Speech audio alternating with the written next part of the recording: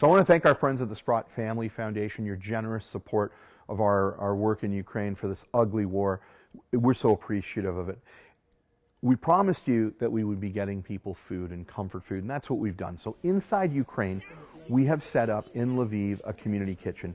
We've hired local folks that work in a hotel, and it's important for us to help the local economy and keep jobs going. Those workers have been creating comfort food kits, so fish and rice, chicken and bulgur, some salad, some sweet tea, and they've been handing that food out, literally thousands of meals a day, to people that are arriving in Lviv. Now, who's arriving in Lviv? People that are fleeing the fighting in the east.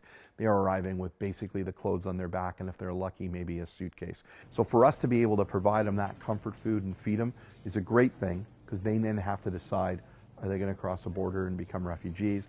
Are they going to seek refuge in Lviv? And as you know, there's over 200,000 more people in Lviv today than before the start of the war. Down in Odessa, we're providing food hampers to families that have sought refuge inside Ukraine, that have fled the fighting from places like Mariupol if they were lucky enough to get out.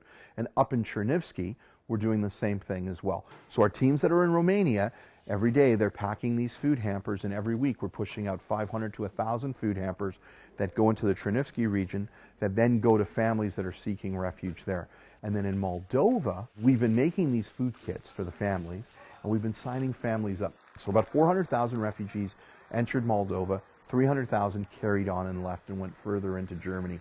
But the ones that stayed behind literally have nothing. So if they're lucky, they're in these camps. So we bring over food items to the camps so that the camps can kind of cook as a communal way and then feed everybody. We also know there's so many families that are kind of living in empty houses and villages, so we've been providing them things like firewood to cook, but more importantly, we've been giving them food kits. And those food kits are actually packed by refugees and then women farmers. So we're making these kits every single week. We've signed these families up. They know that Wednesday at 1 o'clock they're at the Afghan War Memorial if they're in one group, or they're out near the McDonald's in Chisinau if they're in another group. The families come and they get their food, and they know we'll be back the next week to keep feeding them. So 1,000 families a week are getting that aid in Moldova. And probably most importantly, we feed folks at the border as they come in. So they've made that harrowing journey to leave the country, and it's all women and children. And we're able to provide them with food, hot food, borscht, soups, chili, right at the border, a hearty meal, fill their bellies, and then they carry on either into the capital of that country or, through Europe as they go. So we're so thankful to you for your support. We're converting that support into nutritious meals into the bellies of kids.